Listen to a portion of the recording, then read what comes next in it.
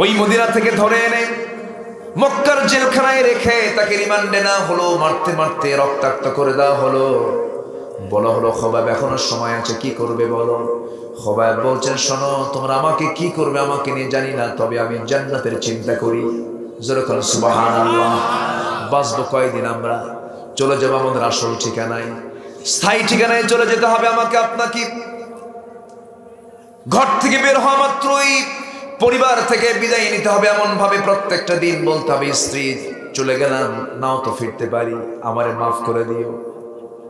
লা ইয়াহিল্লু লিল মুসলিমিন আন ইয়াহজুরা আখাহু ফাওকা সালাস। কোন মুসলমানের জন্য হালাল হবে না জপর ভাইকে 3 দিন পর্যন্ত তাকে পরিত্যাগ করবে।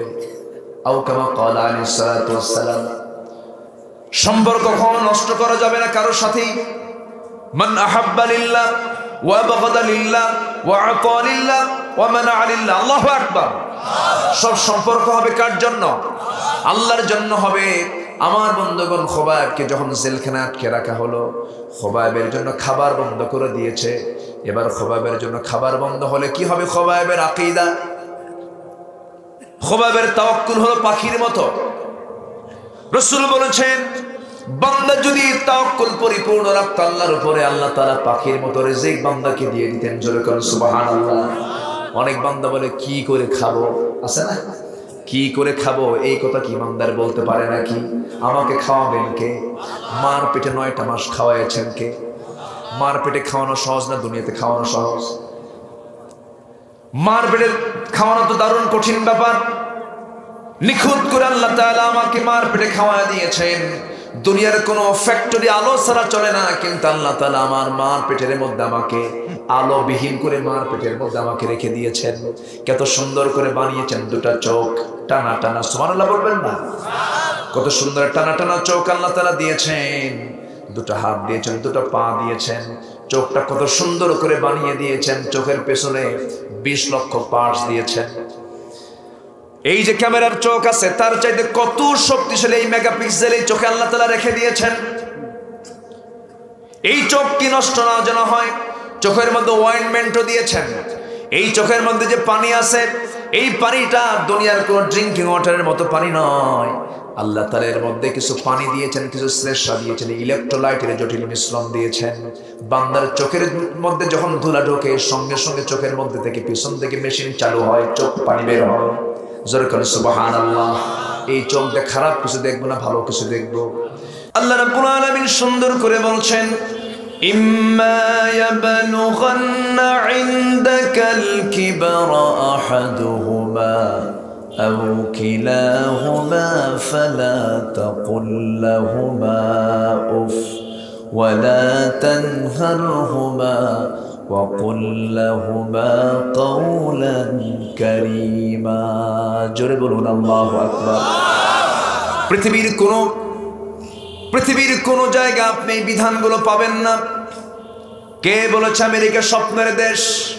কে বলেছে যেখানে পারিবারিক কোনো মজবুত কাঠামো নাই, যেই জায়গায় প্রতি 100 জনে মানসিক রোগী খুঁজে পাওয়া যায়, যে জায়গায় মানসিক রোগীর সরাসরি, যেই জায়গায়, যে দেশের পার্লামেন্টে সমকামিতার আইন পাশ হয় যা নিকৃষ্ট জানোয়ারদের ভিতরেও নাই।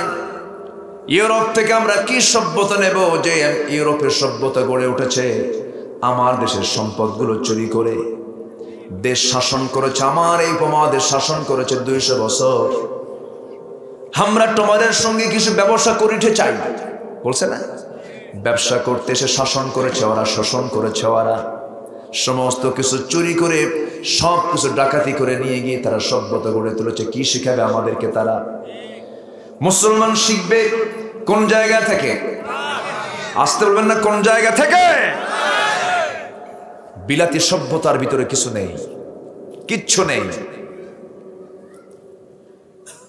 যেই শিক্ষার ভিতরে আমি আল্লাহকে খুঁজে পাবো না, যে শিক্ষার ভিতরে আমি আখিরাত চিনতে পারবো না, যে শিক্ষার ভিতর দিয়ে আমি তাওহীদকে লালন করতে পারবো না, সে শিক্ষার 0% মূল্য নাই আমার ভাইয়েরা।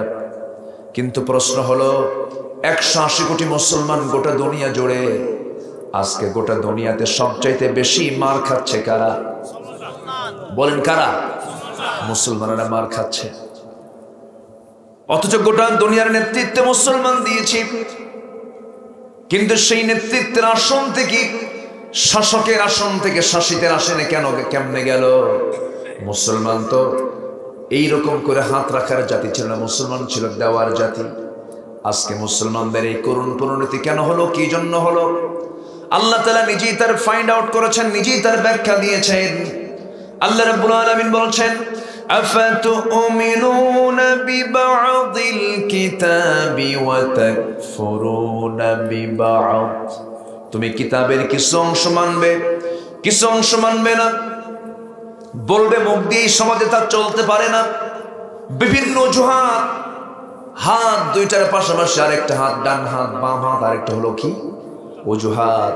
এই অজুহাত যারা দেখাবে, আল্লাহ তাআলা বলছেন তোমরা যদি কিতাবের কিছু অংশ মানো, কিছু অংশ না মানো, তাহলে কি হবে? ইল্লা খিজিয়ুন ফিল হায়াতিদ দুনিয়া।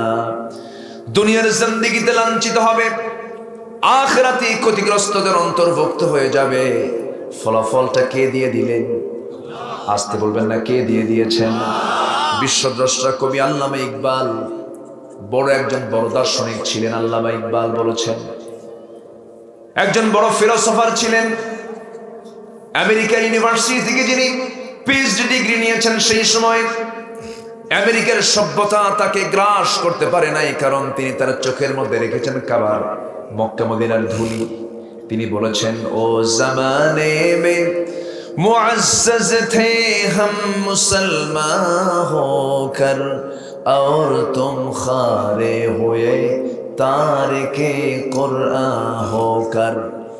সে যুগের মানুষেরা কোরআনে কারীমকে সম্মান করার কারণে, কোরআনকে আনুগত্য করার কারণে, কোরআনের হুকুমকে সমাজের মধ্যে বাস্তবায়ন করার কারণে গোটা পৃথিবীতে মুসলমান নেতৃত্বের আসনে সমাসীন ছিল, মর্যাদা আসনে সমাসীন ছিল।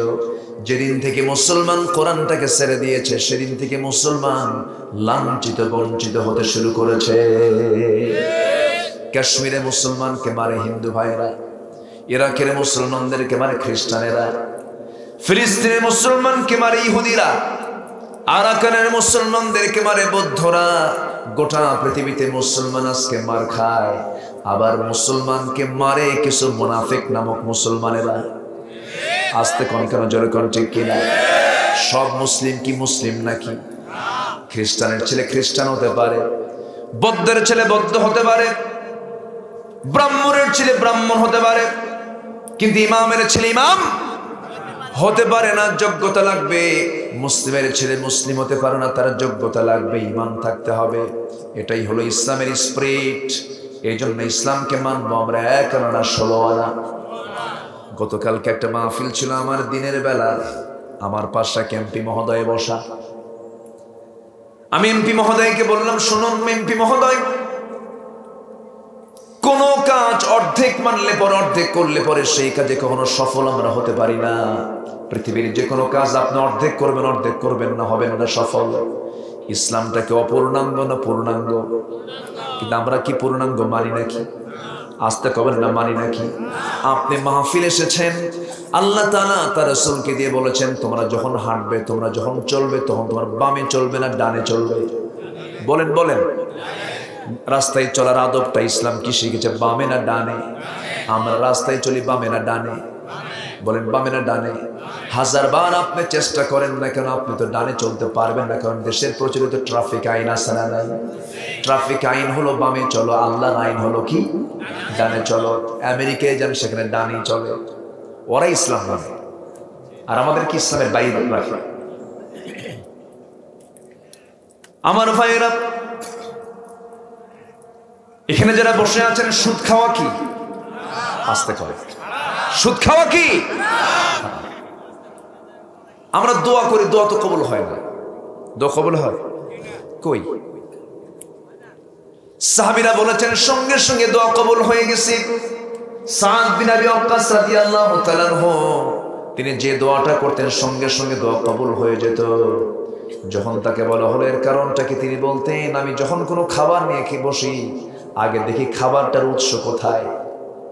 খাবারটা আসছে কোন জায়গা থেকে, ইনকামটা আসছে কোন জায়গা থেকে, সেই হিসাব কি এখন আছে নাকি? 14 লক্ষ কোটি টাকা দেশ থেকে পাচার করলো কোন পীর সাহেবরা? জাতীয় পত্রিকায় আসছে, এটা তো আমার জরিপ না। দুর্ভিক্ষ কেন হবে? দুর্ভিক্ষ কেন আসে? কি জন্য আসে? কাদের হাতের কামাই? বলেন কাদের? আমাদের। রাশিয়া ইউক্রেনকে হামলা করলো কেন? কোনো কিছুর অভাব না, প্রভাব। অভাবের কারণে এই আক্রমণটা নয়, প্রভাবের কারণে আক্রমণ। আমি দেখাচ্ছি আমার ক্ষমতা কত। আমার বন্ধুগণ, এই যে গোটা বিশ্ব জুড়ে বিশ্বায়ন, এই ক্রাইসিসকে আমরা যদি আল্লাহর কাছ থেকে যদি আল্লাহকে যদি বলি, আল্লাহ বিশাল ক্রাইসিস থেকে উদ্ধার করে, আল্লাহ কি কোনো ক্রাইসিস রেখেছেন নাকি? বলেন। তেলের কোনো সংকট আল্লাহ রাখেন নাই। সংকট সৃষ্টি করছে আল্লাহ না মানুষ? আল্লাহ না মানুষ? আমার নবীজি মক্কা মুকাররমা থেকে মসজিদ আকসা পর্যন্ত ইসরা করেছেন। সুবহানাল্লাযী আসরা। কোরআন যারা রিসার্চ করেন, এই যে তিনি রাত্রি ভ্রমণ করলেন, ওই রাস্তার মাটির নিচে দিয়ে আল্লাহ তাআলা এমন পরিমাণ তেল রেখে দিয়েছেন, সাগরের একটা বড় সাগরের যত পানি আছে তার চেয়ে বেশি পরিমাণ তেল আল্লাহ পাক সেই জায়গায় রেখে দিয়েছেন। সম্পদের কোনো ঘাটতি তিনি রাখেন নাই, কোনো ক্রাইসিস রাখেন নাই। আমার দেশ, আমি বহু দেশ সফর করেছি, আমার চাইতে সুন্দর দেশ খুঁজে পাওয়া দারুণ কঠিন ব্যাপার। যে দেশে সাগর আছে, যে দেশে নদী আছে, খালবিল আছে, পাহাড় আছে, সেই পাহাড়টা সুন্দর গাছ গাছালি দিয়ে সাজানো, যেন নববধূর মতো সাজানো একটা দেশ আমার। আলহামদুলিল্লাহ। সুজলা সফলা শস্য শ্যামলা সোনার বাংলা, এত সুন্দর দেশ, যে দেশে গ্যাস আছে, তেল আছে, সোনা আছে, সব খনির পাশাপাশি বড় একটা খনি আছে, সেটা হলো চোরের খনি। ঠিক কিনা? এটা আমার কথা না, নেতা বলে গেছে, নেতা বলেছে। সব চাটার দল চারটা চুট্টা খাইয়া ফালাইয়া দেয়। এটা কি আমার কথা? আফসোস করেছে। আমার ডানে চোর, বামে চোর। ডানে কারা? আর ডানে কারা? বঙ্গবন্ধুর কথা এটা। আমার ডানে চোর, বামে চোর, সামনে চোর, পিছনে চোর। আফসোস। নেতা আফসোস করে কথাগুলো বলেছে। কোথায় যাবে? কেউ কাউকে দাম দিতে চায় না তো। নেতা মঞ্চে কথা বলে, কর্মীরা সিয়ার নে মারামারি করে। একটা কুত্তা গ্রুপ আর একটা শিয়াল গ্রুপ, এই তো। কেউ কাউকে বিশ্বাস করে না। মূল কারণ হলো কি নাই? আসতে বলবে না, কি নাই? কোরআন আছে, আদব আছে। কোরআন নাই, আদব নাই। একটা জরিপ প্রশ্ন করি আপনাদের। মাদ্রাসা আর কলেজ, অস্ত্র পাওয়া যায় মাদ্রাসায় না ভার্সিটিতে?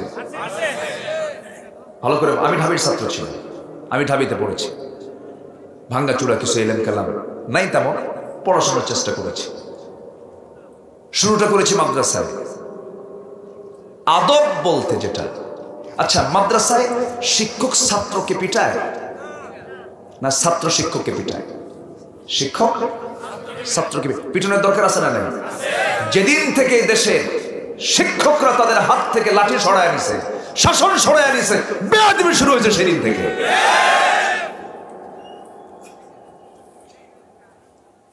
আচ্ছা, তাহলে মাদ্রাসার স্বভাব হলো শিক্ষক ছাত্রকে শাসন করে, আর ভার্সিটিতে কি হয়? শিক্ষক ছাত্রকে পিটায় না ছাত্র শিক্ষককে পিটায়? আমি কিন্তু আপনারাই বলতেছেন, কিন্তু ছাত্র শিক্ষকের রুমে ঢোকার সঙ্গে সঙ্গে শিক্ষক দাঁড়ায় যায়, বাবা কিছু বলবা? স্যার সোজা হয়ে যায়। খবর আছে, আছে না নাই? কি চলছে শিক্ষাঙ্গন? ইডেনকে কি করা হলো? ইডেনের এমন ছাত্রীও আছে যে ছাত্রীগুলো শেষ রাতে তাহাজ্জুদের সেজদায় পড়ে কাঁদে, এরকম আছে। তাদেরকে জেনার কাছে বাধ্য করা হয়েছে।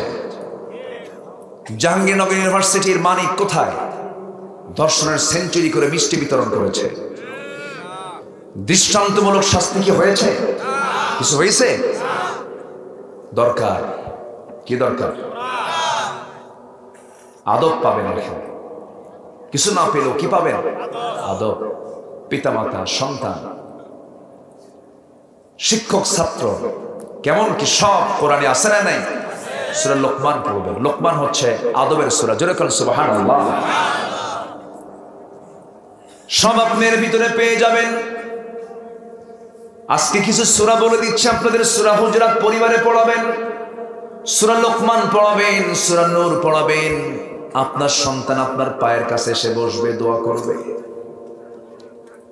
শুধু টাকা হলে কিন্তু সুখ হয় না। বিশাল বড় বিলাসী বাড়ি হলে সুখ পাওয়া যায় না। সুখ পেতে হলে রিজিক কিন্তু শুধু টাকা পয়সা নয়। আপনার সবকিছু আছে কিন্তু বউটা আরেক দিকে লাইন মারে, লাভ আছে নাকি? সবকিছু আপনার আছে, ছেলেটা ইয়াবা খায়া শীত হয়ে পড়ে থেকে গাঁজা খায়া, লাভ আছে নাকি? আমার বন্ধুগণ, আদর্শ নাগরিক গড়তে হবে, আদর্শ সমাজ গড়তে হবে। লক্ষ লক্ষ কোটি কোটি টাকা রাস্তায় পড়ে থাকবে, কেউ সেই দিকে তাকাবে না, কারণ সে ভয় করে কাকে? কিন্তু টাকা তো দূরের কথা, জুতাই থাকে না মসজিদে। আমার ভাইয়েরা, আগের মানুষ ছিল তোমার তোমার, আর এখনকার মানুষের চিন্তা হলো সব কি আমার আমার। এই চেতনা কেন এসেছে? এই চেতনা আসার মূল কারণ হলো নৈতিক শিক্ষা থেকে আমরা বঞ্চিত হয়েছি। কোরআন থেকে আমরা দূরে চলে গেছি। কোরআনকে আমরা সুন্দর করে পড়বো, জানবো, ইমানটাকে লালন করব সারা জীবন। আমরা জেনেছি ওযুর ফরজ কয়টা, ওযু ভঙ্গের কারণ কয়টা? 7টা। সবাই মুখস্থ বলে ফেললেন। ওযুর ফরজ 4টা, ওযু ভঙ্গের কারণ 7টা। কিন্তু আমি যদি আপনাদেরকে প্রশ্ন করি ইমান ভঙ্গের কারণ কয়টি, আমরা সবাই কিন্তু বলতে পারবো না। ইমান ভঙ্গের কারণ আছে না নাই? আমার ইমান কোন দিন চলে গেছে নিজেও জানি না। কথা বুঝলেন কি? বলবো? সবাই কি শুনতে রাজি আছেন? আল্লাহর কসম করে বলি, আমি দরদ দিয়ে কথা বলার চেষ্টা করি। কেউ মনক্ষুণ্ণ হবেন না।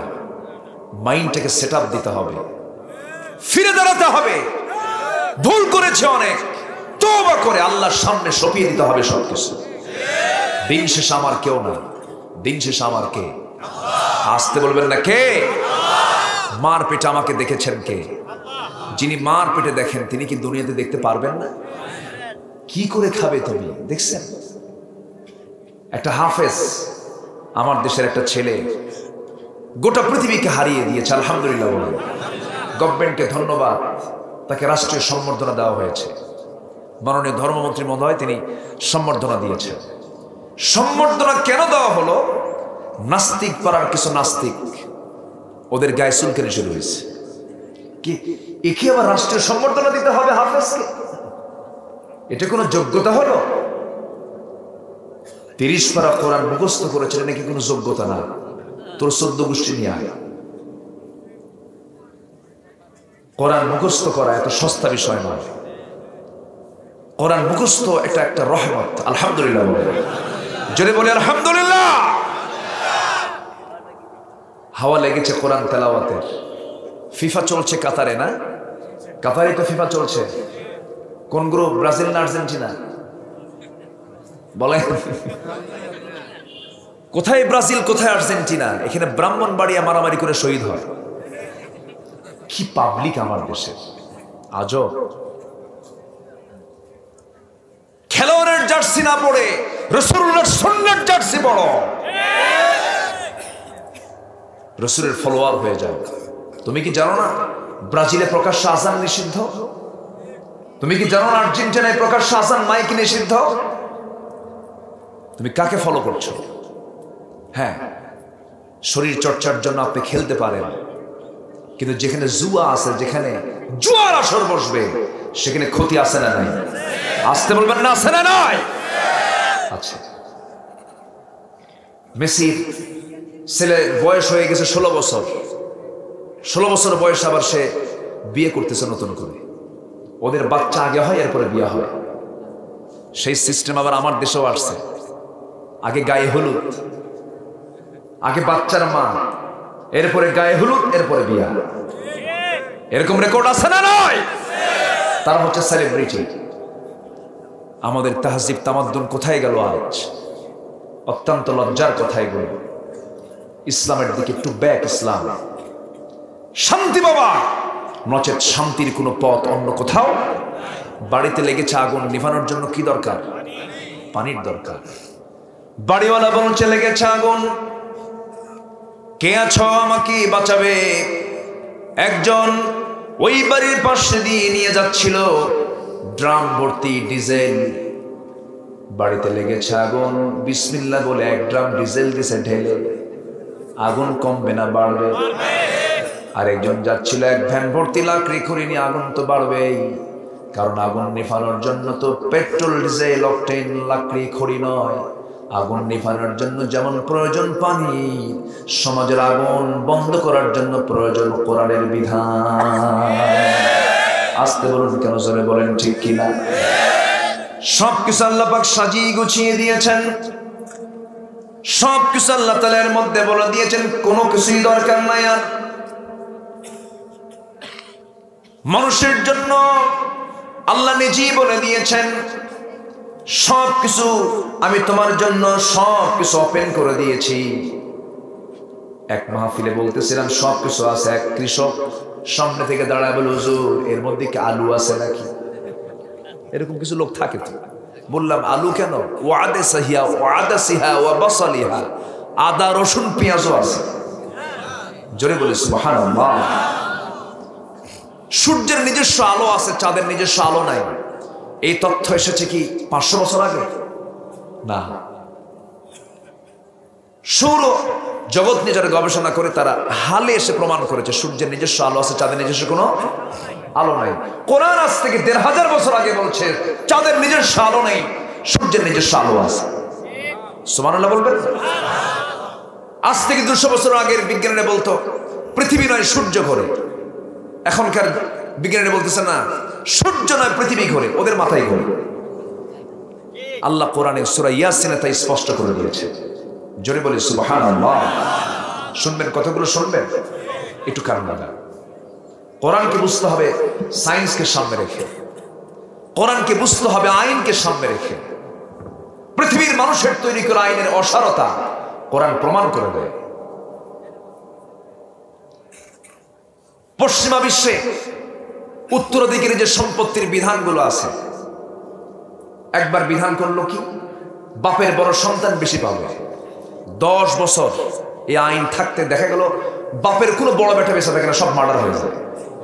কি কথা কি বুঝতেছেন আপনারা? আল্লাহ তাআলা যে বিধান দিয়েছেন ফারায়েজ, যে উত্তর দিকের বিধান দিয়েছেন, কিয়ামত পর্যন্ত ব্যালেন্স, এর মধ্যে কেউ কোনো কিছু ঢোকাতে পারবে না। সূক্ষ্ম আইন, সূক্ষ্ম বিচার, সূক্ষ্ম রায় দিয়েছেন। সুবহানাল্লাহ বলেন।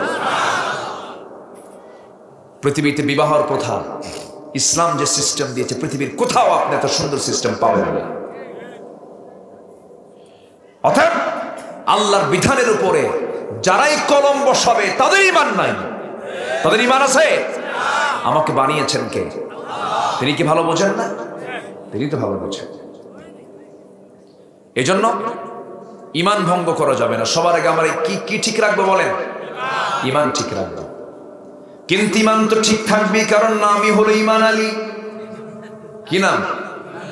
নাম হলো মুহাম্মদ ঈমান আলী। মুহাম্মদও আছে, মুহাম্মদ ঈমান আলী, কিন্তু ফজরে ওঠে না।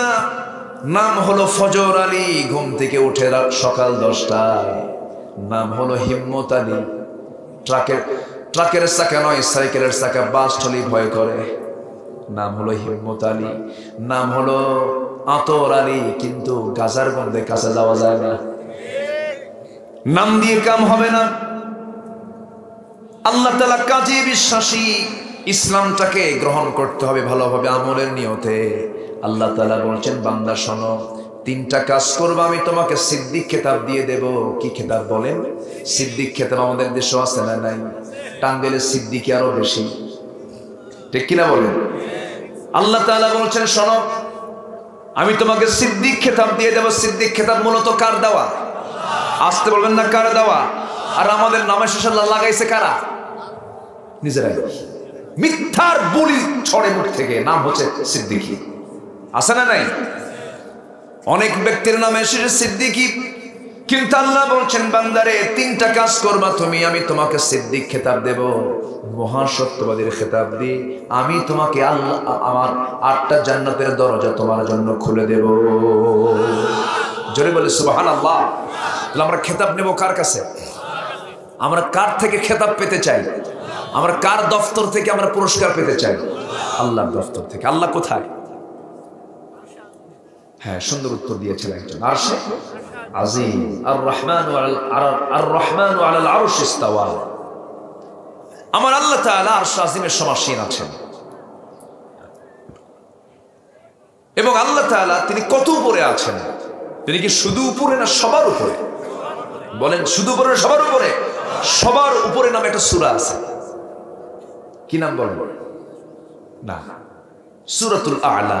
বলেন সূরাতুল আ'লা। বলেন আ'লা। আরো জোরে আ'লা, আরো জোরে আ'লা, আরো জোরে আ'লা। আ'লা মানে উপর, সুপারলেটিভ ডিগ্রি। ইসলামী তাফসীরের সিগা সবচেয়ে উপরে তিনি কে? আল্লাহ। তিনি কত উপরে? আমাদের মাথার উপরে সামিয়ানা এখন দেখতে পাচ্ছি, এর উপরে আছে মেঘখণ্ড। দিনের বেলা দেখতে পাই মাথার উপরে সূর্য, রাতের বেলা দেখতে পাই চাঁদ, আর সাথে কিছু তারকারাজি। তারকা কি 2টা 3টা নাকি? গোটা আকাশ জুড়ে অসংখ্য আছে না নাই? গোনা যায়? গুনে শেষ করতে পারি আমরা? আচ্ছা, ওই মিটি মিটি করে জোনাকির মতো জ্বলে থাকে সেই তারকাগুলো বড় না সূর্য বড়? বলেন। আচ্ছা, তারকা কত বড়? একটু শোনো, আল্লাহ কত উপরে আছে। এই সূর্য পৃথিবী থেকে 9,30,00,000 মাইল দূরে। ওই সূর্য পৃথিবী থেকে 13 লক্ষ গুণ বড়। 228টি দেশ গোটা ওয়ার্ল্ডে, এই 228টি দেশ 13 লক্ষ গুণ এই পৃথিবী থেকে বড় হলো ওই সূর্যটা। ওই সূর্য আবার ওই তারকা, এদের ডিফারেন্স কেমন? দেখি আমরা জোনাকির মতো, কিন্তু ওই তারকাটা এত বড়। বেটেল জুইস নামে একটা তারকা আছে, যা সূর্যের চাইতে 33 কোটি গুণ বড়। ছোট হয়ে গেছে মনে হয় নাকি? সুবহানাল্লাহ। তো আসতে বলবেন, একটু জোরে বলেন সুবহানাল্লাহ। মাথায় কি খেলে কিছু এখন? আর তো খেলার কথা না। আমার বন্ধুগণ, আল্লাহ কত মহান, আল্লাহ কত বিশাল, আল্লাহ কত বড়। আমি 3টা সফর করতে গেলে আমার ভিতরে আল্লাহর ভয়টা বেশি চলে আসে। যখন আমি পাহাড়ে উঠি, যখন আমি সমুদ্রের সামনে দাঁড়াই, আর যখন আমি বিমানে চড়ি, তখন ভাবি আল্লাহ তুমি কত বড়, কত মহান, কত বিশাল। আল্লাহ রাব্বুল আলামিন ওই তারকাগুলোকে এত সুন্দর করে সেট করে দিয়েছেন। এরকম 1টা 2টা নয়, supernova, battle juice, আড্রা, Proxima Centauri, এই যে তারকাগুলো আছে, কোটি কোটি তারকাগুলো এক একটা গ্যালাক্সির মধ্যে আছে। অসংখ্য গ্যালাক্সি আল্লাহ তাআলা মহাশূন্যে রেখে দিয়েছেন। আমার ভাইয়েরা, চাঁদের দেশে মানুষ গেছি, যদি কেউ শখ করে বসে যে চাঁদের দেশে গেছি আমরা, তারকার দেশে যাব, তারকার দেশে যদি কেউ যেতে চায়, পৃথিবীর সবচেয়ে নিকটবর্তী তারকার নাম হলো প্রক্সিমা সেন্টারাই। সেই প্রক্সিমা সেন্টারাই যদি কেউ যেতে চায়, বর্তমান দুনিয়ার সুপার সবচেয়ে দ্রুতগামী যানবাহন হলো অ্যাপোলো 11। সেই অ্যাপোলো 11-এ চড়ে যদি কেউ যেতে চায়, যার ঘন্টার গতি হলো 40,000 কিলোমিটার, এই গতিবেগে যদি কেউ যেতে চায় সেই তারকার দেশে, তার সময় লেগে যাবে 1,15,000 বছর মাত্র। যাবেন কারা কারা? হাত তোলেন। পাবলিক অহংকার দেখায় কি দেখেন না? সিয়ার পাইলে ভাবে যে আমি একখান মাল, তুই কিছুই না। ঠিক কিনা? ফেরাউনকে খতম করেছেন কে? নমরুদকে খতম করেছেন কে? কিসের সুপার পাওয়ার? তোমার কোনো পাওয়ার নেই, খালি 3বার 4বার বাথরুমে যাবা, বাইরে বের হয়ে বউর সিনবার খুব আম্মা, হুঁশ থাকবে না। ভুল করেন কেন? কি ঠিক কিনা? আমি কি ভুল কইছি কিছু? কিসের পাওয়ার তোমার? আমার ভাইয়েরা, তাহলে তো সম্ভবই না। কেমন করে যাব আমরা সেই জায়গায়? সেই মহাশূন্যের কথা বললাম, এরপরে আকাশ, ব্লু স্কাই, এরপরে আল্লাহ তাআলার আরশ আজিম শুধু নয়, এরপর আরেকটা মহাশূন্য আছে, সাবআ সামাওয়াত। কোরআন বলছে সাবআ সামাওয়াত, এক আকাশ না 7 আকাশ। বলেন কয় আকাশ? 7 আকাশ, 7 মহাশূন্য। আবার দ্বিতীয় আকাশের তুলনায় প্রথম আকাশটা আরো ছোট। কেমন ছোট? মরু সাহারার মধ্যে যদি কেউ হাত থেকে, আঙ্গুল থেকে যদি কেউ আংটি ফেলে দেয় মরু সাহারার মধ্যে, সাহারার তুলনায় আংটি যেমন ছোট, দ্বিতীয় আকাশের তুলনায় প্রথম আকাশ তেমনই ছোট। বিশাল মহাশূন্য 7টা আকাশ পেরিয়ে সিদরাতুল মুনতাহা পেরিয়ে আরশ আজিম, আমার আল্লাহ তাআলা, আমার নবীকে আল্লাহ তাআলা সে আরশ আজিমের মেহমান বানিয়েছিলেন। যেরকম সুবহানাল্লাহ। এমন গতি, মনের গতিতে নিয়ে গেছেন। কিসের গতিতে বলেন? মনের গতিতে। আরশ আজিম দেখেছেন তিনি, ইসরা করেছেন তিনি, 7টা আসমান সফর করেছেন তিনি, সবার সঙ্গে সাক্ষাৎ করেছেন তিনি। Marconi, Faraday, James Watt, Copernicus, Einstein, Dalton, Galileo, এই সমস্ত বড় বড় বিজ্ঞানীদেরকে আমরা কয়েকটা তথ্য দেবার জন্য মহাবিজ্ঞানী বলি, কিন্তু আল্লাহ তাআলা তার রাসূলকে এত বড় সফর করিয়েছেন, তিনি কত বড় মহাবিজ্ঞানী। জোরে বলুন সুবহানাল্লাহ, আরো জোরে বলুন সুবহানাল্লাহ। সেই 7টা আসমানের উপরে হচ্ছে আমার আল্লাহ তাআলার আরশ। আল্লাহ বলছেন, বান্দারে আমি সবার উপরে আছি, সবাইকে আমি দেখি। ও বান্দা, আমি তোমাকে জান্নাত দিয়ে দেব। জান্নাতের কাজ যদি তুমি করতে পারো, সেই জান্নাতটা হবে অন্য কোথাও না, তুমি আমার প্রতিবেশী হয়ে যাবে, আর শাসিমের সঙ্গেই থাকবে আল্লাহ তাআলার জান্নাত বান্দার জন্য। জোরে কোন সুবহানাল্লাহ। সবাই কি জান্নাত পেতে রাজি আছেন নাকি? নামাজ না পড়িয়া, সুদের কারবার কইরা, মিথ্যা সাক্ষী দিয়া, গীবত শিকায়ত কইরা ভালো হতে হবে, চরিত্র সুন্দর করতে হবে, জান্নাতের প্ল্যান থাকতে হবে। আজকে আমি তাফসীরটা পড়ছিলাম, একটা তাফসীর, একটা ঘটনা চলে আসছে। আমার বন্ধুগণ, একজন এতিম, সে তার বাগানটাকে সুন্দর করে প্রাচীর দেওয়ার জন্য বাগানটা সোজা করে প্রাচীর দিচ্ছে। অন্যজনের একটা খেজুর গাছ পড়ে গেল। সেই লোকটার নাম হচ্ছে আবু লুবাবা।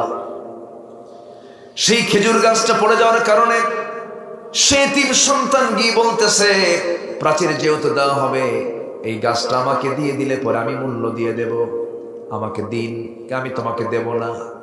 নবীজির কাছে যখন রিপোর্টটা চলে গেল, রাসূল বললেন, আবু লুবাবা তুমি দিয়ে দাও।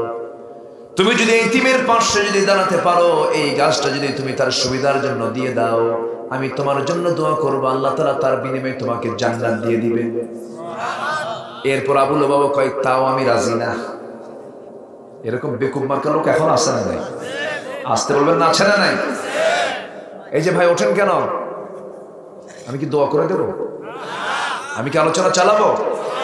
জোরে বলি ইনশাআল্লাহ। একটু বসে। সেই আবু লুবাবা তাও আপত্তি করে বসলো না, আমি দেব না। আমার নবীজির এমন অফার একজন সাহাবীর কানে চলে গেছে, তিনি সাহাবী রাদিয়াল্লাহু তাআলা আনহু। আহারে কি ভাগ্যবান মানুষ! 600টা খেজুর গাছ, 600 খেজুর গাছ বলেন, 600 খেজুর গাছের বাগান। যারা মদিনায় গেছেন এখনো বাগান আছে না নাই? খেজুর গাছগুলো কিন্তু অনেক মোটা মোটা, মদিনার বাগানগুলো। 600 খেজুর গাছ, এত বিশাল বাগান, তার মাঝখানে হলো সেই সাহাবীদের বাড়ি। তার নাম হচ্ছে, উপনাম হচ্ছে আবু দাহদাহ, আবু দাহদাহ রাদিয়াল্লাহু তাআলা আনহু। সেই 600 গাছের ঠিক মাঝখানে তার বাড়ি। যখন নবীর কান থেকে, নবীর মুখ থেকে এই কথা আসছে, এই এতিমের এই গাছটা যে কিনে দেবে, আল্লাহ তাকে জান্নাতে একটা ঘর দিয়ে দেবে। কিন্তু আবু লুবাবা রাজি হলো না। আবু দাহদাহ যখন এই অফারটা শুনতে পেলেন, নবীর কাছে এসে বলছেন, ইয়া রাসূলুল্লাহ, আমি ওই গাছটা কিনে নেব এবং গাছটা কিনে নিয়ে সেই এতিমকে আমি দিয়ে দেব। আবু লুবাবার কাছে এসে বলছে, আবু লুবাবা, ওই একটা গাছ, আমি ওই গাছের বিনিময়ে আমি তোমাকে আমার 600 গাছের খেজুর বাগানটা আমার বাড়ি সহ তোমাকে দিয়ে দিলাম। জান্নাত কিনে নিয়েছেন তারা, এতিমের পাশে দাঁড়িয়েছেন তারা। সে আবু দাহদাহ একটা গাছের বিনিময়ে 600 গাছ, একটা বিশাল বড় বাগান বাড়ি সহ দিয়ে দিলেন। বাড়ির দিকে আসলেন, বাগানের মধ্যে ঢুকলেন না, বাড়ির মধ্যে ঢুকলেন না, বাইরে দাঁড়ায় আছেন। বাইরে থেকে স্ত্রীকে ডাক দিয়ে বলছেন, স্ত্রী আমার, সহিহ মুসনাদ আহমদের হাদিস, সহিহ হাদিস এসেছে এটা। বাহির থেকে দাঁড়ায় গেছেন তিনি, কারণ তিনি তো বিক্রি করে দিয়েছেন। বাহির থেকে দাঁড়ায় বলছেন, আমার স্ত্রী, আমার পরিবার, আমার সন্তানরা, তাড়াতাড়ি ঘর থেকে বের হয়ে আসো। এই বাড়ি আর আমার নাই, বাগানটার আমার নাই, এই বাগানটার বিনিময়ে আমি নবীর কাছ থেকে জান্নাতটা কিনে নিয়েছি। যেরকম সুবহানাল্লাহ। জান্নাত পাওয়ার টার্গেট থাকার দরকার আছে না নাই? আমাদের আসল ঠিকানা কোথায় বলেন? আমরা মাঝে মাঝে ঠিকানা লিখি স্থায়ী ঠিকানা, অস্থায়ী ঠিকানা। আমার হাসি লাগে মাঝে মাঝে। কিসের দুনিয়ার স্থায়ী আর অস্থায়ী ঠিকানা? কথা বলছি এই মুহূর্তে আমি দুনিয়া থেকে বিদায় হয়ে যেতে পারি। আমার বন্ধু গত বছর মারা গেল, কথা বলতে বলতে মঞ্চি মারা গেল। আহারে, রাস্তায় ফিরে যাব আমার ভাই। আমরা হয়তো ঢাকার দিকে যাব, ফিরতে পারবো তার কোনো গ্যারান্টি নাই। কখন মরে যাব কেউ আমরা বলতে পারি না। এই জন্য আমার বন্ধুগণ, ইমানটা এমন একটা জিনিসের নাম, ইমানকে লালন করে চলতে হবে। সব হেরে যাক, ইমানটাকে হারানো যাবে না। ইমানটাকে আমাকে আপনাকে লালন করতে হবে। আমার ভাইরা একটু কান লাগাবেন। আল্লাহ বলছেন, 3টা কাজ করো, আমি তোমাকে জান্নাতের, আমি তোমাকে সিদ্দিক খেতাব দিয়ে জান্নাত দিয়ে দেব। নাম্বার 1 হলো, ইন্নামাল মুমিনুনাল্লাযীনা আমানু বিল্লাহি ওয়া রাসূলিহি সুম্মা লাম ইয়ারতাবু ওয়া জাহাদু বিআমওয়ালিহিম ওয়া আনফুসিহিম ফি সাবিলিল্লাহ। জোরে বলুন আল্লাহু আকবার। প্রকৃত মুমিন তো তারাই যাদের 1 নম্বর গুণ হবে, ঈমান আনবে কার উপরে? আসতে বলবেন না, কার উপরে? দেখে না দেখে, আসতে কয় দেখে না দেখে। আল্লাহকে আমরা দুনিয়াতে দেখতে পাবো না, কারণ দেখতে পাবো কেমন? আল্লাহর সৃষ্টি অনেক আছে, তাও তো দেখি না। বাতাস দেখি না, বিশ্বাস করি। ইথার দেখি না, বিশ্বাস করি। বিদ্যুৎ দেখি না, বিশ্বাস করি। আল্লাহ যদি দৃশ্যমান হতেন, আল্লাহর শক্তি এমন হতো না। যেটাই দেখা যায় না তার শক্তি কম হয় না বেশি হয়? সিডর, আইলা, ফণি, নার্গিস, বুলবুল, নাম শোনেন না? এগুলো কিসের নাম বলেন? ঝড়ের নাম। এগুলো কি দেখা যায় নাকি? এগুলো তো আল্লাহ দিয়েছেন। আল্লাহ মহাশক্তিশালী। আল্লাহকে বিশ্বাস করতে হবে না দেখে। একজন নবী আল্লাহকে দেখতে চেয়েছেন, সেই নবীর নাম কি বলেন? এত সুন্দর, তাড়াতাড়ি বাড়িকে আশেপাশে নাকি না? অনেক রাত হয়ে গেছে, মনে হয় দোয়াটা করে দিলে ভালো হয়। যে উঠে যায়। ও নাম্বার হাজত। আচ্ছা, হ্যাঁ, শীতের রাত তো, শীতের রাতে একটু কষ্ট হয়। মানে ঘাম তো নাই, যাওয়ার রাস্তা তো একটাই, একটু কষ্ট হয়। তাহলে আমি কি দোয়া করে দেবো আপনাদের জন্য? শুনতে রাজি আছেন তো? 12টা বাজে কিন্তু, তাও কোনো আপত্তি নাই। বলি আলহামদুলিল্লাহ, জোরে বলি আলহামদুলিল্লাহ। আর কিছু সময় আমি বলবো কথা, খুব বিরক্ত করব না আমি। একটু কান লাগাবেন সবাই। হ্যাঁ, আরো 2 ঘন্টা? এই কি বলে এটা? এটা কি জানাজা সহ নাকি? এতক্ষণ কথা বলা যাবে তো? আমার বন্ধুগণ, এতক্ষণ ধরে কিন্তু কিছু কথা আমি বলে ফেলেছি। 1 নম্বর বিষয় হলো ঈমানটা কোনো কন্ডিশনে ঈমানকে নষ্ট করা যাবে না, ঈমানকে বিক্রি করে দেওয়া যাবে না, ঈমানকে প্রশ্নবিদ্ধ করা যাবে না। ঈমান প্রশ্নবিদ্ধ হয়ে যাবে সেই সময় বান্দা যখন ঈমানের সঙ্গে শিরিকের কাজ করবে, ঈমানের সঙ্গে বিদআতের কাজ করবে, ঈমানের সাথে কুফরের কাজটা করবে, তখন কি ঈমান থাকবে নাকি? ঈমান থাকবে না। ঈমান ভঙ্গের কারণ হলো 1 নম্বর, আল্লাহ তাআলা বলছেন, তুমি যদি ঈমান আনার সঙ্গে সঙ্গে যদি জুলুম করো, শিরিক করো, তোমার ঈমানটা ভঙ্গ হয়ে যাবে। আল্লাহ তাআলা বলছেন, যদি কোনো বান্দা শিরকের কাজ করে আমি আল্লাহ বলে দিলাম তার জন্য জান্নাতটা হারাম। ওমাইয়া শিরক বিল্লাহ ফাকাদ হারামাল্লাহু আলাইহিল জান্নাহ। শিরকটা কাকে বলে? এই জান্নার বিধানগুলো আছে এই বিধানটা না মেনে অন্য কোনো বিধানকে বিশ্বাস করলে সে মুশরিক। সে কি মুশরিক? আমরা বিধান মানবো কার? আসতে বলবেন না, বিধান মানবো কার? সুদের কাছে যাওয়া যাবে না। সুদের সর্বনিম্ন গুনাহ হলো নিজের মার সঙ্গে জেনা করা, যেরকম নাউজুবিল্লাহ। সেই সুদের মোহর আজকে সমাজে আছে না নাই? বরঞ্চ সুদের কারবার যত বেশি করবে নোবেল পুরস্কার তত বেশি পাবে। আমার ভাইয়েরা, সুদের মতো একটা মারাত্মক অপরাধের কাজ করেও যদি নোবেল পুরস্কার পাওয়া যায়, আমার বন্ধুগণ এই সমস্ত পুরস্কার আমরা গুনি না। আমরা পেতে চাই জান্নাত। আমরা পেতে চাই কি? জান্নাত। সুদ খাওয়া কি? আসতে কবে না, সুদের কারবার করা কি? মনে হয় মধুপুরে কোনো সুদ নাই। আসতে খাও কেন? আছে, সুদ আছে। এই সময় কেউ উঠেন না, উঠলে ভাববো ওটাই সুদ খায়। বসে। আজকে সমাজে সুদ চালু হয়ে আছে কিন্তু যাকাত চালু নাই।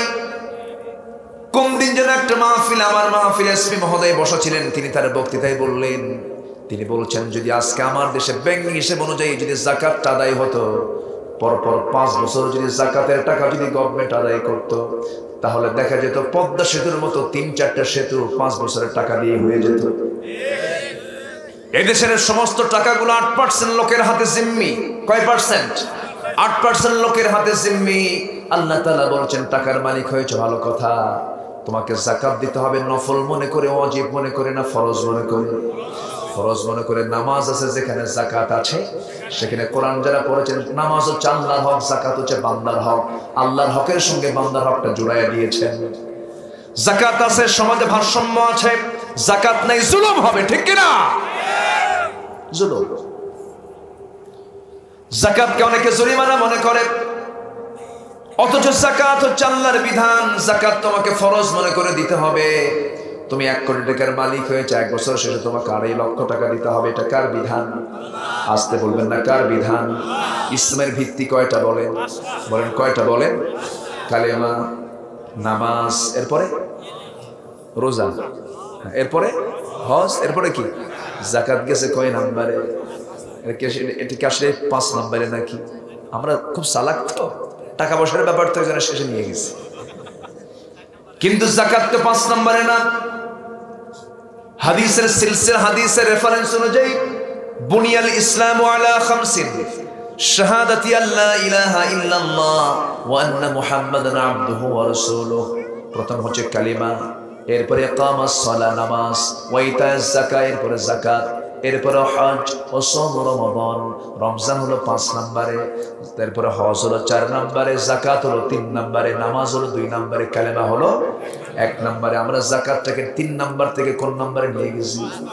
বিল্ডিং 10টা কলাম দিয়ে একটা বিল্ডিং হবে।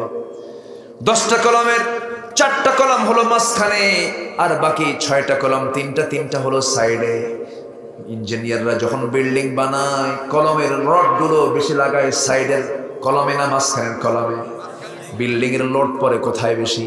মাঝখানে বেশি। এখন যদি ইঞ্জিনিয়ারের উপর ইঞ্জিনিয়ার কারবারি করে যদি মাঝখানে রড বেশি না দিয়ে সাইডে দিয়ে মাঝখানে কম রড দেয়, বিল্ডিং তো খুব মাশাআল্লাহ মজবুত হবে। হবে মজবুত। আমরা কি করেছি আজকে দেখেন, যাকাত যেটা 3 নম্বরে, যার আগেও 2টা পরেও 2টা, মাঝখানে কি? যাকাত। এই যাকাত নামক পিলারটাকে ঠেলে 5 নম্বরে নিয়ে গেছি। কালেমা পড়ো, নামাজ পড়ো, রোজা রাখো, হজ করো, যাকাত না দিলেও চলবে। কি কথা বোঝেন নাকি? আমাদের ইমানটা এই জন্যই তো অবস্থা হয়ে গেছে। আমাদের মতো করে ইমান, আমাদের মতো করে ইসলাম মানা যাবে না। ইসলাম মানতে হবে কার মতো করে? আসতে বলবেন না, কার মতো করে? যদি কেউ যাকাতের টাকা হিসাব না করে বেশি দেয়, তাও যাকাত আদায় হবে না। যাকাত আদায়ের শর্ত হলো বছরে তাকে একবার হিসাব করতেই হবে। 100 কোটি টাকা, কোনো কথা নাই, 2.5 কোটি টাকা সেখান থেকে মাইনাস করতে হবে। এটা তার না, এটা হলো গরিবের হক। কার হক? সূরা তাওবার 60 নম্বর আয়াতটা পড়বেন সবাই। 8টা খাত আল্লাহ তাআলা দিয়ে দিয়েছেন। এই বিষয়গুলো অনেকে মানতে চায় না, অথচ উনি মনে করেন টাকা আছে হজে যাব, টাকা আছে, হজ করব, দান করব, যাকাত দেব না, না না, আপনাকে আপনার মতো করে চললে হবে না, আপনাকে আল্লাহর বিধান মতো আপনাকে চলতে হবে। আমার বন্ধুগণ, এই জন্য এই সমস্ত বিষয় লঙ্ঘন করলে তার ইমানটা নষ্ট হয়ে যাবে, ইমান প্রশ্নবিদ্ধ হয়ে যাবে, ইমানের ক্যান্সার হবে। ইমানের ক্যান্সার আছে না নাই? ইমানের ক্যান্সার হয়ে যাবে। ইমান যদি ক্যান্সার আক্রান্ত হয়, সেই ইমান নিয়ে আমি আপনি জান্নাতে যেতে পারবো না। আমার বন্ধুগণ, সাহাবীরা ইমানটাকে কত কষ্ট করে লালন করেছেন। এরপর আল্লাহ তাআলা বলছেন, সুম্মা লাম ইয়ারতাবু, যারা ঈমান আনার পরে যারা সন্দেহ করবে না।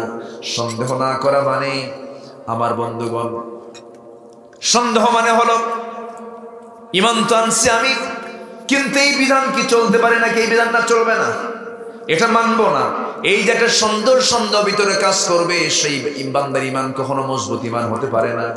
আল্লাহ তাআলা বলছেন, ঈমান এনেছো, আল্লাহর উপরে, রাসূলের উপরে সন্দেহ করা যাবে না। আর সন্দেহ দূর করার জন্য বেশি করে সম্পর্ক রাখবো আমরা ইসলামের সাথে, কোরআনের সাথে। নাম্বার 3 হলো ওয়াজাহাদু ফি সাবিলিল্লাহি বিআমওয়ালিকুম ওয়া বিআমওয়ালিহিম ওয়া আনফুসিহিম ফি সাবিলিল্লাহ উলাইকা হুমুস সাদিকুন। জোরে বলুন আল্লাহু আকবার। নাম্বার 3 হলো ঈমান আনা, 1 নাম্বার। নাম্বার 2 হলো সন্দেহ না করা, ঈমানের উপরে অটুট থাকা, মজবুত থাকা। ঈমান আনা সহজ, কিন্তু টিকে রাখা কঠিন। আল্লাহ তাআলা আরেক জায়গায় আয়াতের পরিপূরক আয়াত আরেক জায়গায় বলছেন, আল্লাহ তাআলা বলছেন, ইন্নাল্লাযীনা ক্বালু রাব্বুনাল্লাহু সুম্মা ইসতাকামু তাতানাসসালু আলাইহিমুল মালায়েকা আল্লা তাখাফু ওয়া লা তাহজানু ওয়া আবশিরু বিল জান্নাতিল্লাতী কুনতুম তুআদুন। জোরে বলুন আল্লাহু আকবার। যারা বলবে আমাদের রবকে, রব মানে কি? রব মানে হলো আইনদাতা, বিধানদাতা, হুকুমদাতা। একমাত্র আইন মানবো কার? বামে চলবো না ডানে চলবো। কিন্তু আমরা চলি কোন পথে? বামে বাধ্য হই, কারণ আইনটা আছে ডানে না বামে। বামে, কিন্তু বামে সারা জীবন থাকবে, আমি কিছুই বলবো না, তা কি হয় নাকি? কথা বলার দরকার আছে না নাই? আচ্ছা, আইন 2 প্রকার, একটা বান্দার আর একটা কার। মজবুত আইন কারটা হতে পারে? আকাশ যিনি বানিয়েছেন দুর্বল করে না মজবুত করে। আর মানুষ বানাইছে বিল্ডিং এর ছাদ, ওটা মজবুত না দুর্বল? যেটা মানুষ বানায় সেটা কখনো মজবুত হয় না। পৃথিবীতে একটা গাধাও গাধার আইন মানে না, কিন্তু আজকে মানুষ মানুষের আইন মানে। আল্লাহ বলছেন, বান্দারে আমি তোমার রব। এই কথার উপরে যারা টিকে থাকবে, সুম্মা ইসতাকামু, টিকে থাকা কিন্তু সহজ নয়। টিকে থাকতে গেছেন আম্মায়ে কেরাম, তারা অনেকে মারা গেছেন, শহীদ হয়ে গেছেন। টিকে থাকতে গেছেন সাহাবায়ে কেরাম, জীবন দিয়ে দিয়েছেন, আল্লাহকে রব হিসেবে গ্রহণ করেছেন। আবু জেহেলরা সহ্য করতে পারে নাই। নবীর একজন প্রিয় সাহাবী খুবাইবকে মক্কা থেকে, মদিনা থেকে ধরে এনে মক্কায় জেলখানায় ঢুকায় দিল।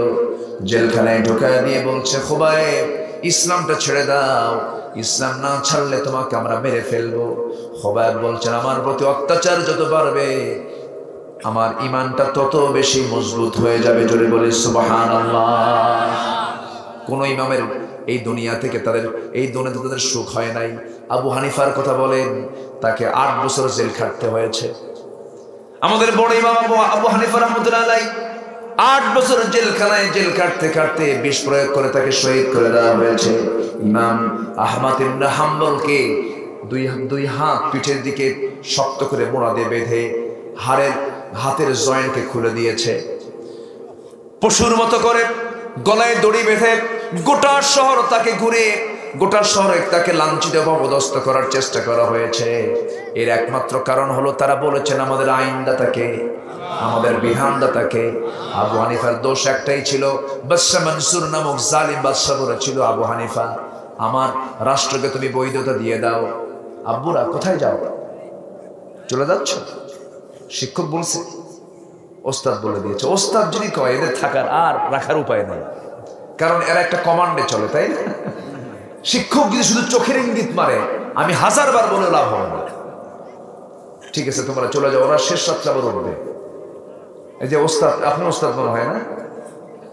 আচ্ছা ঠিক আছে, তাহলে আমরা দোয়া করে দিই। আর কিছুক্ষণ জি জোরে বলি ইনশাআল্লাহ। আমি বারবার কেন বলছি আপনাকে বিরক্ত না করি, শীতের রাত তো।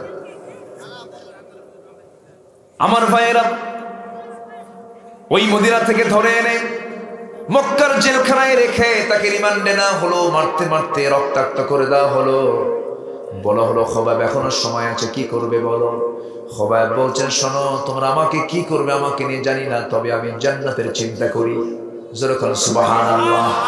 বাঁচবো কয়দিন আমরা, চলে যাবো আমাদের আসল ঠিকানায়, স্থায়ী ঠিকানায় চলে যেতে হবে আমাকে আপনাকে। ঘর থেকে বের হওয়া মাত্রই পরিবার থেকে বিদায় নিতে হবে, এমন ভাবে প্রত্যেকটা দিন বলতে হবে স্ত্রী চলে গেলাম, নাও তো ফিরতে পারি, আমারে মাফ করে দিও। লা ইয়াহিল্লু লিল মুসলিমিন আন ইয়াহজুরা আখাহু ফাওকা সালাস, কোন মুসলমানের জন্য হালাল হবে না জপর ভাইকে 3 দিন পর্যন্ত তাকে পরিত্যাগ করবে। আও কামা ক্বালা আলাইহিস সালাতু ওয়াস সালাম। সম্পর্ক কখনো নষ্ট করা যাবে না কারোর সাথেই।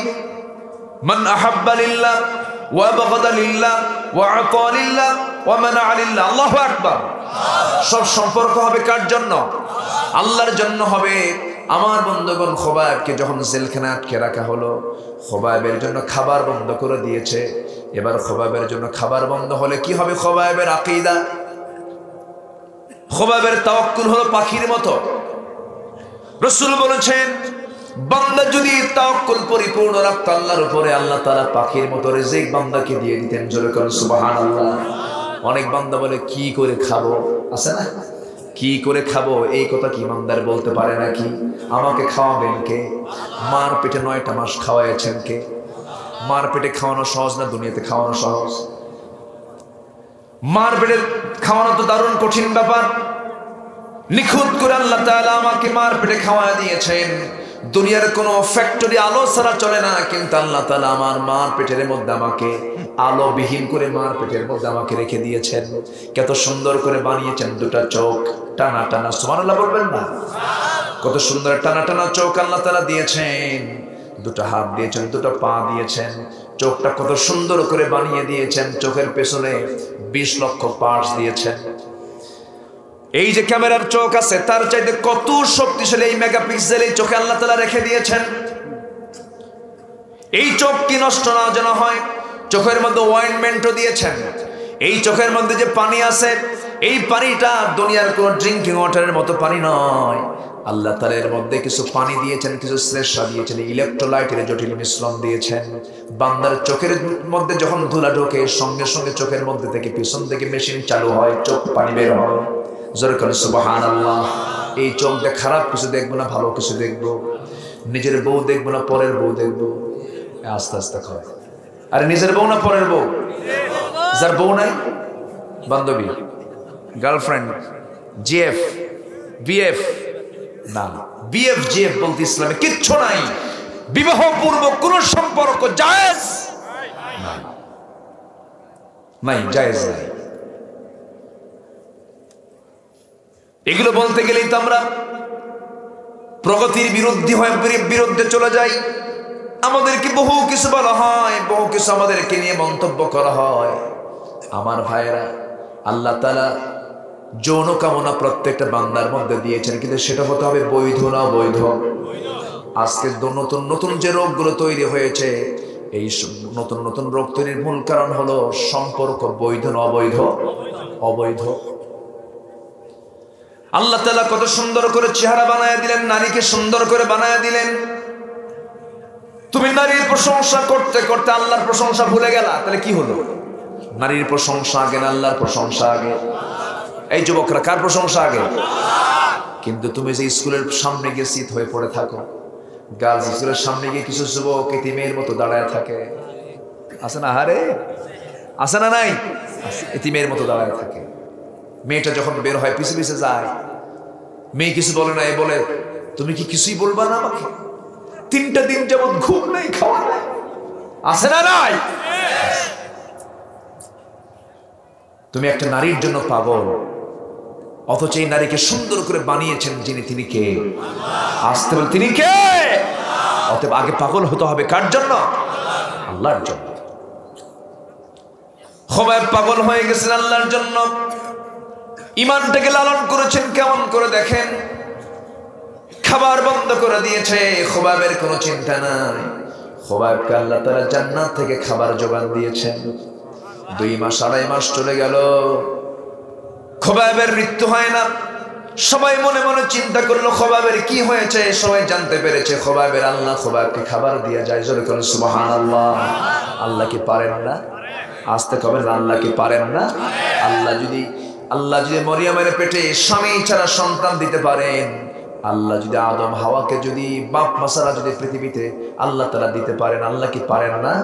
অসম্ভবকে সম্ভব করার যোগ্যতা একমাত্র কেবলমাত্র কার? আল্লাহ তাআলা। খোবাইবের খাবারের ব্যবস্থা হয়ে গেল। শেষ পর্যন্ত তারা সিদ্ধান্ত নিল খোবাইবকে তারা দুনিয়া থেকে চিরতরে বিদায় করে দেবে। বলা হলো খোবাইব আল্লাহর দ্বীনটা ছেড়ে দাও, আল্লাহকে ছেড়ে দাও, আল্লাহর ইসলামকে ছেড়ে দাও।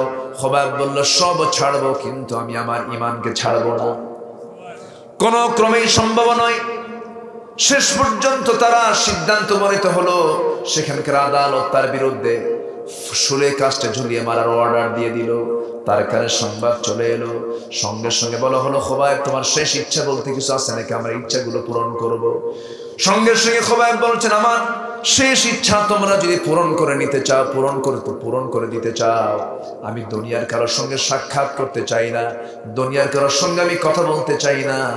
আমাকে একটা চান্স যদি দিতে চাও, সেই চান্সটা হলো আমাকে ওযুর পানি দিয়ে দিবা, নামাজে দাঁড়ায় আমি আল্লাহর সঙ্গে কথা বলবো। আমাকে ওযুর পানি দিয়ে দাও। কি সম্পর্ক তার আল্লাহর সঙ্গে করেছেন, আমরা সম্পর্ক করবো কার সাথে? আজকে মাহফিল শেষ করে নিয়ে সবাই বাড়িতে চলে যাব। আমরা বাড়িতে চলে গিয়ে ঘুমানোর পূর্বে যদি আপনি একটু চিন্তা করে দেখেন, এই যে চোখটা বন্ধ করলাম, চোখ তো আর খুলতে নাও পারি। এই চোখ আমার জীবনের শেষ বোঝা হতে পারে, বন্ধ হতে পারে। দিন শেষে আপনি যখন চিন্তা করে দেখবেন, রাতের আধারে যখন চিন্তা করবেন, পার্শ্বে বউ আছে, সে আপনার আপন কেউ না। সন্তান, যে সন্তানের জন্য আপনি এত কিছু করলেন, সে আপনার আপন কেউ না। আপনার বাবা আপন কেউ না, মা আপন কেউ না। মরে যাবেন এখন, 12 ঘন্টার মধ্যে জানাজা, কাফন, দাফন। আপন কে? আপন তো আমার আল্লাহ। খোবাইব বলছেন তোমরা আমার সঙ্গে যার সাক্ষাৎ করতে দিচ্ছ, আমার কারো সাক্ষাতের দরকার নেই, ওযুর পানি দিয়ে দাও। ওযুর পানি দেওয়া হলো, ওযু বানালেন, নামাজে দাঁড়ায় গেলেন। নামাজ শুরু হয়ে গেছে। প্রথম রাকাতটা আস্তে আস্তে পড়ছেন, জীবনের শেষ নামাজ। উনি বুঝতেছেন আমার জীবনের শেষ নামাজ। ওযু বানায় প্রথম রাকাত আস্তে আস্তে পড়েন। দ্বিতীয় রাকাতে গিয়ে মনে মনে চিন্তা করলেন, আমি যদি লম্বা করে নামাজ পড়ি, কাফের মুশরিকরা ভাবতে পারে খোবাইব বুঝি মৃত্যুর ভয়ে নামাজটাকে লম্বা করছে। তাড়াহুড়ো করে নামাজটা শেষ করে দুহাত তুলে দোয়া করছেন, আল্লাহ তাআলা আমি জানি আমি মনে হয় বাঁচবো না। আল্লাহ আমি যদি দুনিয়া থেকে বিদায় হয়ে যাই, তোমার কাছে ফরিয়াদ করে আজকে 4টা মাস হতে চলে রাসূলকে দেখি না। আমি যদি আল্লাহ দুনিয়া থেকে বিদায় নিয়ে নেই, আমার বিদায় সালামটা তুমি আল্লাহ নবীর দরবারে পৌঁছায় দিও। এখানে ভালোবাসার একটা যোগ হলো, তিনি হচ্ছেন মুহাম্মদ সাল্লাল্লাহু আলাইহি ওয়াসাল্লাম। আল্লাহকে 1 নাম্বার, নাম্বার 2 কে বলেন মুহাম্মদ সাল্লাল্লাহু আলাইহি ওয়াসাল্লাম। নবীর নাম মুখে নেয় না, শুধু মানুষের নাম মুখে নেয় এমন লোক আছে না নাই? বলেন আমার আল্লাহর পরে কোন নবীর নাম মুখে নেব আমরা? মুহাম্মদ সাল্লাল্লাহু আলাইহি ওয়াসাল্লাম। নবীর প্রতি দরুদ পড়ব, নবীকে বেশি করে দরুদ পড়ে রাসূলকে খুশি করে ফেলবো। নবীর প্রতি দরুদ যার ঘন ঘন হবে, আমি আজকে একটা আমল শেখায় গেলাম, ঘুমানোর পূর্বে বেশি করে দরুদ পড়বেন, নবীর সাক্ষাৎ আপনি স্বপ্নে পেয়ে যাবেন। আল্লাহ কবুল করুন। জোরে বলি আমিন, আরো জোরে আমিন। আমার ভাইয়েরা, এই কথা বলেই খোবাইব করলেন কি, দ্রুত গতিতে দৌড়ে দৌড়ে শুলে কাষ্টের দিকে যাচ্ছেন। সবাই বলছে খোবাইব মৃত্যুর জন্য কেউ দৌড়ায় নাকি? খোবাইব বলছেন তোমরা আমাকে ভুল বুঝতেছো, আমি ফাঁসির কাষ্টের দিকে যাচ্ছি ঠিকই, কিন্তু আল্লাহ তাআলা আমাকে 8টা জান্নাতের দরজা দেখায় দেখায় দিতেছেন। কি তার আল্লাহর নৈকট্য হাসিল করেছেন। এবার হাত বাঁধা হলো, পা বাঁধা হলো, হঠাৎ করে একজন লোক এসে রাসূলকে ইনসাল্ট করে বলতেছে, ও খুবাইব, তোর এই জায়গায় হাত পা বেঁধে যদি মুহাম্মদকে এখানে রাখা হতো কতই না ভালো হতো। নাউজুবিল্লাহ। এই কথাকে সহ্য করার মতো নাকি? ইমানদার তো সহ্য করতে পারে না। সঙ্গে সঙ্গে খুবাইবের শক্তি সেই সময় যতটুকু ছিল, বর্ণনায় এসেছে তিনি মুখের মধ্যে অনেকক্ষণ ধরে থুতুগুলো জমা করছিলেন, অনেকগুলো থুতু মুখের মধ্যে নিচ্ছেন। জমা করে যে ব্যক্তি বলেছে এই জায়গায় মুহাম্মদকে হাত পা বেঁধে এখানে রাখলে কেমনটা হতো, সে লোকের মুখ বড় বড় একটা থুতু মেরে বলছেন, মুখ বড় থুতু মেরে বলছেন, আল্লাহর কসম, নবীর একটা পশমের ক্ষতি আমার সামনে হবে, আমি তাকে হালে ছেড়ে দেব না। আল্লাহু আকবার বলেন। আর আমার নবীকে নিয়ে কত বাজে কথা বলে, কত ব্লগে কত কথা হয়। রাসূল এতগুলো বিয়ে করলেন কেন? নবীজি নাকি নারী পিপাসু। এই সমস্ত কথাগুলো আমার দেশেও উচ্চারিত হয়েছে। সুযোগ আসুক, জিহ্বা টেনে ছিড়ব আমরা। জোরে বলেন ইনশাআল্লাহ। আমার বাপকে গালি দাও আমি সহ্য করব, আমাকে গালি দাও সহ্য করব। রাসূলকে নিয়ে আল্লাহকে নিয়ে কথা বলবা, অবশ্যই এখানে ছাড় দেওয়া হবে না, ছাড় দেওয়া হবে না, ছাড় দেওয়া হবে না। আমার অস্তিত্ব এটা। সম্মানিত ভাইরা,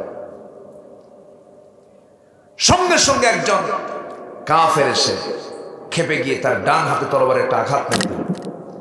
এক আঘাতে হাতটা পড়ে গেল। খুবাইব মুসকি মুসকে হাসে। আরেকটা হাতে মেরে দিল, চিৎকার করে হাসে। বলা হলো, খুবাইব, আমরা তোমার অঙ্গহানি করি, তুমি হাসো কেন? খুবাইব বলছে, আল্লাহ তাআলা আমাকে জান্নাতের হুরগুলো দেখায় দিচ্ছে। জোরে বলে সুবহানাল্লাহ। ঈমান তারা এনেছেন, জীবন বাজি রেখেছেন তারা। কেমন করে? খুবাইবের সামনে মৃত্যুর একদম নিকটতম সময় চলে এলো। এমন সময় একজন কাফের এসে নেজা তরবারি দিয়া বুক বরাবর মেরে দিল, পিঠ দিয়ে বের হয়ে গেল। বুকের রক্তগুলো দেখতে দেখতে খুবাইব দুনিয়া থেকে শাহাদাত বরণ করলেন, শহীদ হয়ে গেলেন। আমার বন্ধুগণ, নবীজি মদিনার মসজিদে সাহাবায়ে কেরামকে নিয়ে আলোচনা করছিলেন। হঠাৎ করে তিনি দাঁড়ায় গেলেন, হাত উঁচু করে বলছেন, সালামুন আলাইকা ইয়া খুবাইব, সালামুন আলাইকা ইয়া খুবাইব। হে খুবাইব তোমাকে সালাম, হে খুবাইব তোমাকে সালাম। ওমরে ফারুক কেঁদে উঠে বলছেন, হুজুর আমাদের খুবাইবের কি হয়েছে? আমার নবীজি বলছেন, ও সাহাবী ওমর, আমার খুবাইব জান্নাতের পাখি হয়ে জান্নাতের মধ্যে উড়ে বেড়াতেছে। জোরে বলি সুবহানাল্লাহ, আরো জোরে বলি সুবহানাল্লাহ। আমার ভাইয়েরা, এই জন্য টিকে থাকতে হবে আমাকে আপনাকে। সন্দেহ পোষণ করা যাবে না। নাম্বার 3 হলো জিহাদ করতে হবে। কার পথে? এই দেশ কি এমনি স্বাধীন হয়েছে নাকি? সংগ্রামের দরকার হয়েছে কিনা বলেন? সংগ্রাম যার নাম, জিহাদও তার নাম। জিহাদ মানে হলো চেষ্টা করা। কি করা বলেন? চেষ্টা করা। ঠান্ডার মধ্যে আসছেন, এটা কি বলেন? জিহাদ। ফজর নামাজ পড়বেন, ওযু ঠান্ডা পানি দিয়ে ওযু বানায় নামাজ পড়বো আমরা, এটা কি বলেন? জিহাদ। একটা প্লেন যখন নামে তেমন কোনো পরিশ্রম হয় না, আস্তে করে নেমে পড়লো। কিন্তু প্লেনটা যখন উপরের দিকে ফ্লাই করবে, বারবার মহড়া দেয়, রানওয়েতে শুধু দৌড়ায় দৌড়ায় দৌড়ায়, চেষ্টা করে করে এরপর একটা ধাক্কা মেরে উপরের দিকে উঠে যায়। এটা হলো জিহাদ, প্রচেষ্টা। কিন্তু জিহাদ শব্দটা এত গুরুত্বপূর্ণ একটা বিষয়, কিন্তু জিহাদের নাম শুনলে পরে এর মধ্যে জঙ্গি জঙ্গি গন্ধ ঢুকায় দিছে। ঠিক কিনা বলেন? সেদিন একটা প্রশ্ন দেখলাম, জঙ্গি উৎপন্ন হয় কোথায়? 4টা অপশন লিখেছে, মসজিদ, এরপরে মন্দির, এরপরে কলেজ, এরপরে মাদ্রাসা। কি লিখবে মানুষ? কিন্তু লিখবে মাদ্রাসা, কারণ সমাজে প্রচলিত আছে কি? মাদ্রাসা, মিডিয়া। আমার ভাইয়েরা, এইরকম করে একটা চক্র আছে গোটা পৃথিবী জুড়ে। ইসলামকে সন্ত্রাসী ধর্ম, মুসলমানকে জঙ্গিবাদের ধোঁয়া তুলে ইসলামকে নির্মূল করতে চায়। আমার আপনার দায়িত্ব হলো, আখির জামানার দিকে আমরা পড়ে গেছি, ঈমানটাকে লালন করতে হবে। যে কোনো মূল্যে হোক না কেন, ঈমানকে আমরা কখনো নষ্ট করব না। রাজি আছেন? 5 ওয়াক্ত সবাইকে নামাজ পড়েন নাকি? 5 ওয়াক্ত নামাজ পড়বেন কার? একটু হাত তুলে দেখান তো দেখি। জোরে বলি, ইয়া আল্লাহ ইয়া রহমান, আমাদেরকে 5 ওয়াক্ত সালাত আদায় করার তৌফিক তুমি আল্লাহ দিয়া দাও। জোরে বলি আমিন, আরো জোরে আমিন। হাত রাখেন, রাগ করলেন নাকি? আমরা চেষ্টা করবো। আল্লাহকে বললাম, আল্লাহ তুমি আমাদেরকে নামাজি বানাও। জোরে বলি আল্লাহুম্মা আমিন। ফজরের সময় জায়গা পায় না, হাদিসে আসছে যদি কেউ জায়গা নাও পায়, 3 শ্রেণীর ব্যক্তির কোনো হিসাব নাই। এটা হচ্ছে নিদ্রিত ব্যক্তি। রুফিয়াল কালাম, কলম উঠিয়ে নেওয়া হয়েছে তার জন্য, কোনো কিছু লেখা হবে না। ঘুমন্ত অবস্থায় সে জায়গা পায় নাই, যখন উঠবে তখনই নামাজ। আল্লাহু আকবার বলে। শিশুর জন্য কোনো হিসাব নাই। আরেকটা হলো যে মস্তিষ্ক বিকৃত পাগল, তার জন্য কোনো হিসাব নাই। কিন্তু ফজরের জায়গা পায় না, ব্রাজিল আর্জেন্টিনার খেলা হবে 3টায়, 2:30টায় জায়গায় বসে আছে। কি মান দেখেন, আমার কথা কি বুঝতেছেন? আল্লাহ তাআলা প্রত্যেকের মাথার ভিতরে কিছু অ্যালার্ম দিয়ে রাখছেন। কোনো অ্যালার্ম ঘড়িও লাগবে না, কোনো ঘড়িও লাগবে না। আপনি যদি প্ল্যান করেন আমাকে ফজর উঠতে হবে, ব্রেন সেটআপ দিয়েছেন, প্রত্যেকের মাথার মধ্যে আল্লাহ তাআলা এক্সট্রা করে একটা অ্যালার্ম ঘড়ি রেখে দিয়েছেন। আপনি জায়গা পাবেন। সিদ্ধান্তের ব্যাপার। আল্লাহ কবুল করুন। আসেন দোয়া করুন। নাকি না? ঠিক আছে, আমি দেখছি। আমি খুবই আনন্দিত, একটা লোকের কোনো নড়াচড়া নাই। আলহামদুলিল্লাহ বলেন। ভাব সব দেখে মনে হচ্ছে ফজর পর্যন্ত শুনবেন। আপনি শুনবেন নাকি? বললে শুনবেন। দেখছেন বুড়া চাচা কি করে, এত সুন্দর সাদা মাঠা মানুষ, মধুপুর তো মধু আছে, বলি আলহামদুলিল্লাহ। জি, জান্নাতের খাবার হলো মধু। জান্নাতের খাবার কি? মধু। তাহলে এই এলাকার নাম হলো জান্নাতের খাবার দিয়া। আলহামদুলিল্লাহ বলে। আমি এসেছি হলো ময়মনসিংহ হয়ে, থামছিলাম ওই পাহাড় পার হয়ে এক জায়গায় থামছি, থেমেই বললাম এই মধু দে। ওই কি বলে আনারস, ওর মধ্যে মধু আছে না নাই? আচ্ছা। আল্লাহ তাআলা এই এলাকাকে মধু দিয়ে সাজিয়ে দিয়েছেন, বলি আলহামদুলিল্লাহ। তো যাওয়ার শেষে যেন মধু পাই। মধু আছে নাকি আপনাদের? মধু দিয়ে দিবেন, বলি আলহামদুলিল্লাহ। আল্লাহ তাআলা মধুটা বানানোর জন্য ডিপার্টমেন্ট দিয়েছেন কোন প্রাণীকে বলেন? কাকে? যদি মানুষকে দেওয়া হতো ওখানেও ভেজাল করতো, ঠিক কিনা? আল্লাহ এমন একটা মেডিসিন দিচ্ছে, এমন একটা প্রাণীকে, আপনি মৌচাকে ঢিল মারবেন একদম হুল ফুটায় দেবে, ঠিক কিনা? ওখানে জান ঢুকানোর কোনো উপায়, কিন্তু কি করে জানেন? ওটা কেটে নিয়ে সোর মধ্যে ঢুকায় দেয়। মধুর কোনো দোষ নাই, মধু যা আছে একদম সলিড। মৃত্যু রোগ ছাড়া সব রোগের ঔষধ মধু। সুবহানাল্লাহ। বেশি খাওয়া যাবে না। কে বলেছে ডায়াবেটিস রোগী খেতে পারবে না? সব খেতে পারবে, খাবেন, কিন্তু বেশি না, কম কম। সব খাবার রাসূল বলেছেন তোমরা পেটটাকে 3 ভাগ করো। কি মেডিসিন তিনি রাসূল দিয়েছেন! 3 ভাগ করো, 1 ভাগ খাবার, 1 ভাগ পানি, 1 ভাগ খালি। কোনো অসুখ হবে না তোমার। সুবহানাল্লাহ। আমরা এগুলো ফলো করার চেষ্টা করব। কালো জিরা, মধু, এটা হচ্ছে সুন্নাহ এবং হাদিসের এবং কোরআনের, এটা হচ্ছে চিকিৎসা, বলি আলহামদুলিল্লাহ। আর যে দেহে কোরআন তেলাওয়াত বেশি থাকবে সেই দেহে কোনো রোগ থাকবে না। কোরআনের শব্দগুলো, কোরআনের যে উচ্চারণগুলো, এতে মানে এটা দিয়ে মানে বান্দার লাংস, শ্বাস প্রশ্বাস, শ্বাস প্রশ্বাসের কিন্তু একটা ব্যায়াম আছে। ব্যায়াম আছে না নেই? কোরআন পড়তে নিয়ে কি শ্বাস প্রশ্বাস নেওয়া লাগে না?